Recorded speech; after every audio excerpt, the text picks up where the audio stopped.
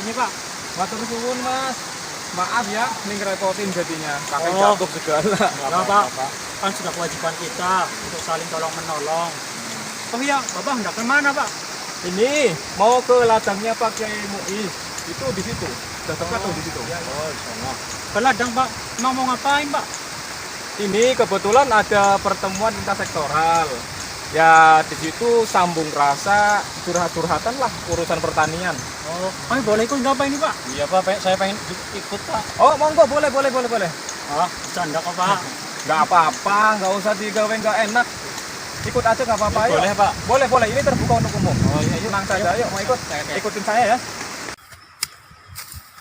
Abah, ini tikernya gimana?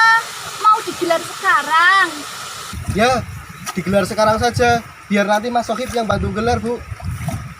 Mas Sohib, tolong bantu Buni gelarkan tikar ya. Nggih, Nyai, laksanakan.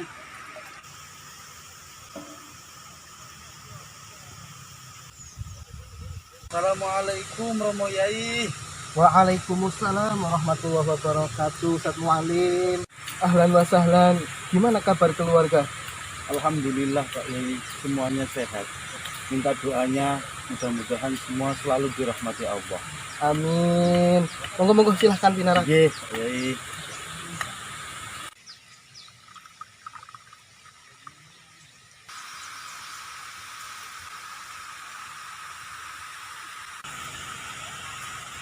Assalamualaikum Romo Yai. Waalaikumsalam warahmatullahi wabarakatuh. Alhamdulillah, Pak Bayan dan Bu Bayan sudah rawuh. Monggo Pinara, Pak Bayan, Bu. Nggih, Romo Yai. Bayan apa kabar?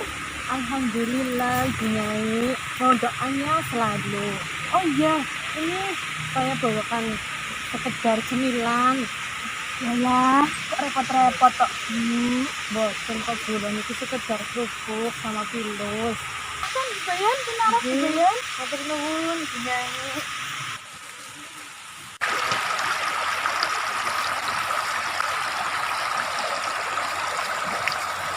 Yono, Hati, Mas Nun, ayo segera merapat. Sudah siang ini, udah jam 9 loh. Siap. Nih perhatikan, tadi Kiai Muiz sudah WA ke saya. Sudah kirim gambar ini, malah sudah Sherlock.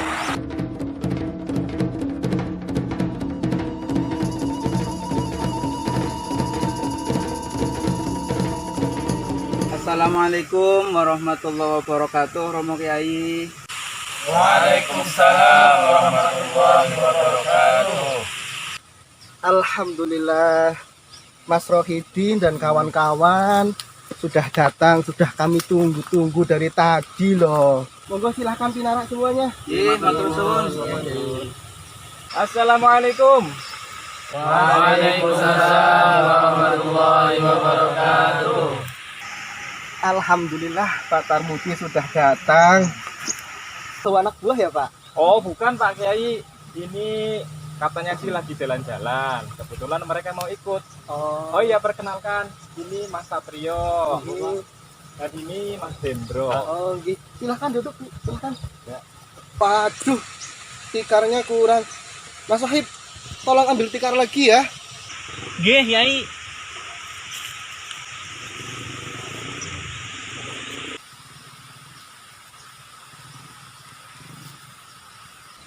Matur suwun loh, jenengan berdua sudah mau repot-repot datang kemari. Terima kasih Pak Yai, justru kami yang merepotkan panjenengan. Mohon maaf ini. Enggak kok Mas, kami malah senang dapat teman-teman baru, masih muda-muda lagi. Monggo silahkan disambi cemilannya. Terima kasih Pak Yai. Assalamualaikum warahmatullahi wabarakatuh. Waalaikumsalam warahmatullahi wabarakatuh. Alhamdulillahirabbil alamin. Wassalatu wassalamu ala sayyidina wa maulana Muhammadin. Amma ba'du. Ahlan wa sahlan, matur suwun sedulur-sedulur semua sudah datang ke sini. Untuk agenda pertama, marilah kita dengarkan informasi dari Pak Bayan selaku penyuluh pertanian dari pemerintah kabupaten. Monggo Pak Bayan. Nggih, Romo Yai. Jadi menyambung komunikasi kemarin yang disampaikan di WA Group bahwa terkait dengan ketahanan pangan, pemerintah pusat dan pemerintah daerah berkomitmen memberikan stimulus atau bantuan untuk menyelamatkan sektor pangan kita. Sehingga para petani tetap dengan mudah bisa mendapatkan bibit unggul, pupuk, dan kemudahan dalam menjual hasil panennya. Instruksi Pak Bayan. Nggih. Ini maaf loh ya. Maaf. Nggih. Saya kira untuk masalah ini itu sudah dibahas berulang-ulang kali. Sudah kami bahas bolak-balik di grup WA kami.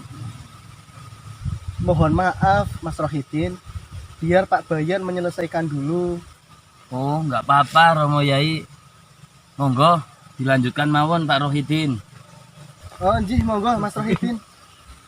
Nggih, Pak Bayan, Pak Romo Yai ngapunten nggih saderenge. Jadi begini, kami ini mewakili dari Gapoktan Tandur Kamulyan. Kami ini para petani kecil yang biasanya terdampak dengan adanya impor beras. Kebijakan pemerintah itu tidak berpihak kepada kami. Sebabnya apa? Kami ini yang merasakan langsung. Karena banyak impor dari luar. Jadi hasil panen bulan kemarin itu kami para petani tidak bisa menjual.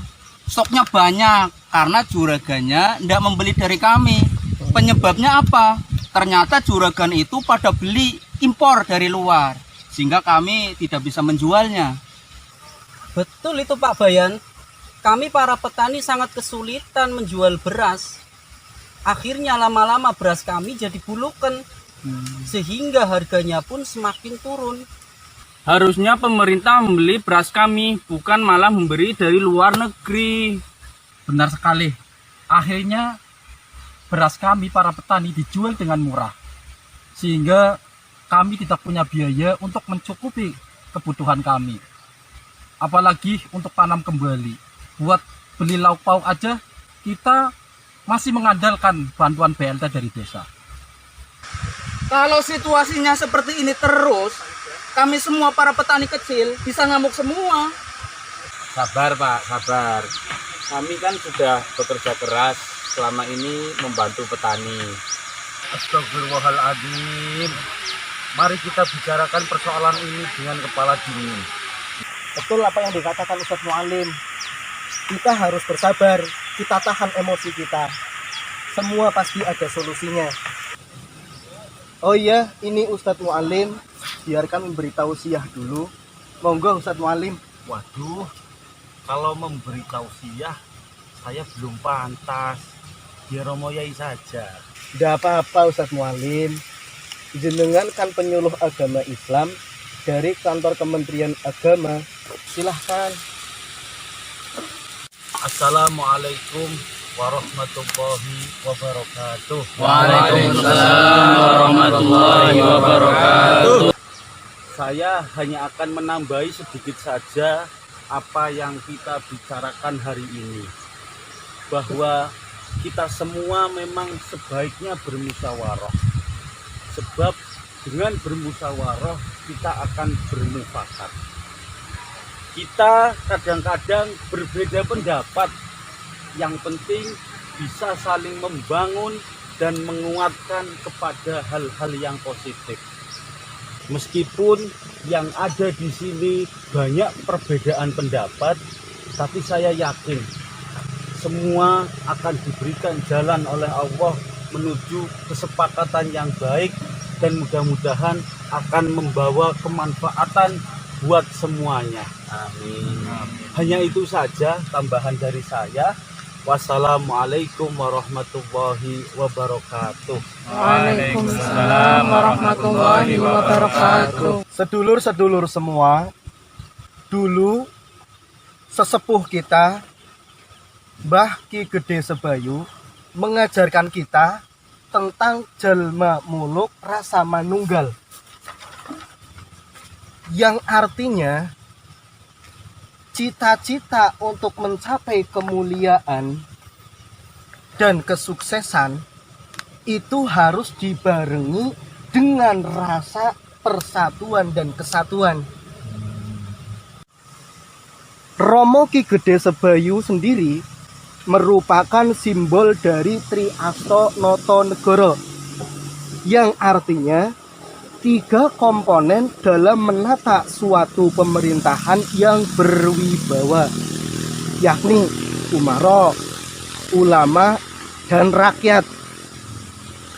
Jadi, spirit Tri Asto Noto Negoro tersebut juga harus menjadi spirit kita bersama, antara ulama, umaro, dan rakyat harus bersatu padu membangun pemerintahan yang adil dan makmur sehingga terciptanya baldatun thayyibatun wa rabbun ghafur. Mohon maaf Pak Yai, kebetulan kedatangan kami di sini untuk mendapatkan cerita tentang Mbah Ki Gede Sebayu. Nah, kami sangat berterima kasih apabila Pak Yai berkenan untuk melanjutkan cerita tentang Mbah Ki Gede Sebayu. Betul Pak Yai, kami sangat berterima kasih sekali. Oh nji Mas, tapi nanti dulu ya, kita selesaikan acara ini dulu. Baiklah sedulur-sedulurku semua, kita sudahi pertemuan kita kali ini. Tidak pantas jika Pak Bayan hanya menjadi sasaran kekesalan para petani, karena beliau hanya pejabat yang mewakili di lapangan. Begitu nggih? Nggih.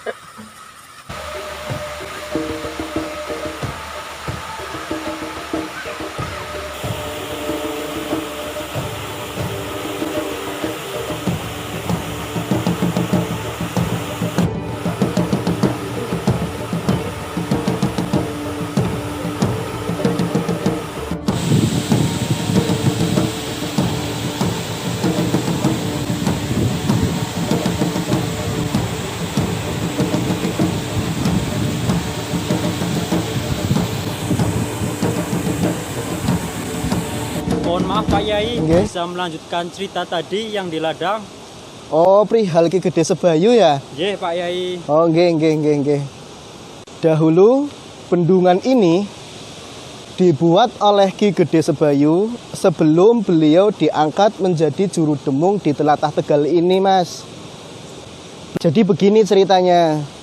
Beliau itu termasuk bagian dari keluarga bangsawan Mataram. Suatu hari beliau memutuskan untuk pergi dari tanah Mataram menuju ke arah barat. Beliau tidak sendirian, tapi beliau membawa beberapa pengikutnya dan dikawal oleh Ki Suralaweyan dan Ki Jagasura.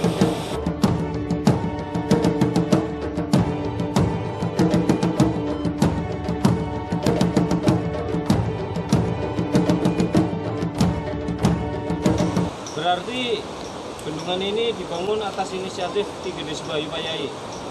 Betul, saya lanjutkan ya. Sebelum Ki Gede Sebayu sampai di Telatah Tegal, beliau beserta rombongannya singgah di daerah Purbalingga untuk berziarah ke makam ayahnya yang bernama Pangeran Onje.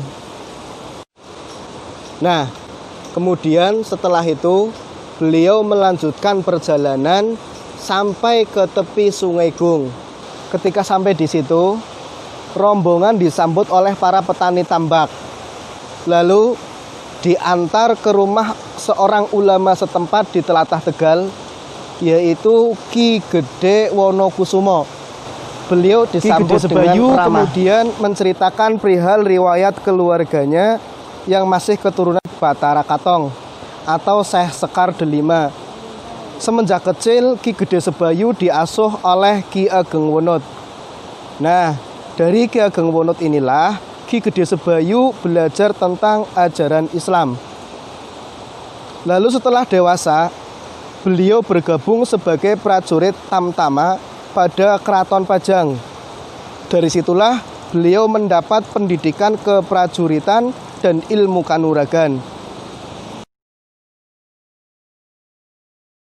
Berarti Ki Gede Sebayu tidak tinggal dekat dengan bendungan ini, Pak Yai? Betul, Mas. Tapi makam beliau ada di sekitar sini. Tepatnya di sana. Kalau sampeyan mau lihat, nanti kita jalan ke sana. Nah, dalam bidang pertanian, Ki Gede Sebayu berhasil membuka lahan-lahan kosong untuk bercocok tanam. Lahan-lahan yang dulunya kering berubah menjadi lahan basah.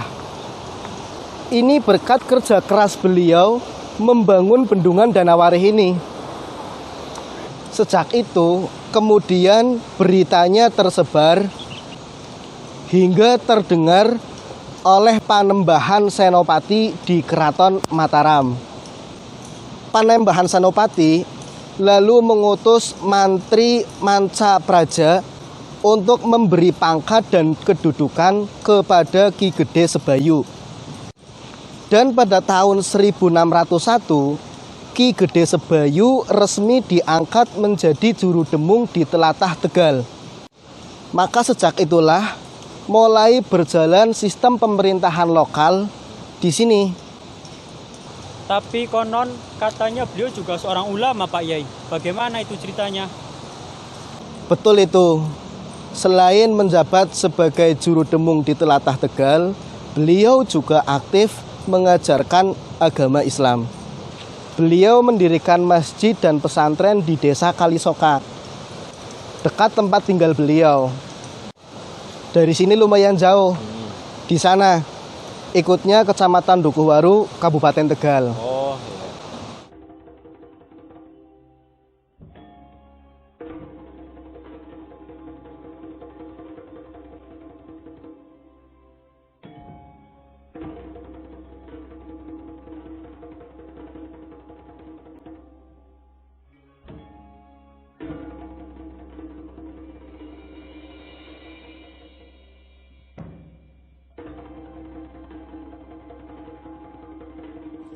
Nah, ini makam beliau. Jadi, selain sebagai tokoh yang ahli membangun infrastruktur pertanian, beliau juga dulunya seorang prajurit, sekaligus juga seorang ahli agama yang patut dijadikan suri tauladan bagi kita. Pada saat beliau diberi amanah untuk menata pemerintahan di Telatah Tegal, beliau mengajarkan tentang pentingnya hidup rukun antar saudara dan antar sesama, saling menghargai dan saling gotong royong. Bendungan Danawarih yang tadi kita lihat itu adalah salah satu wujud nyata dari jejak dakwah Ki Gede Sebayu. Itu adalah dakwah bilhal. Dakwah dengan cara membangun infrastruktur pertanian yang sangat berdampak positif bagi masyarakat luas. Bendungan itu tentunya dibangun dengan kerja keras dan gotong royong.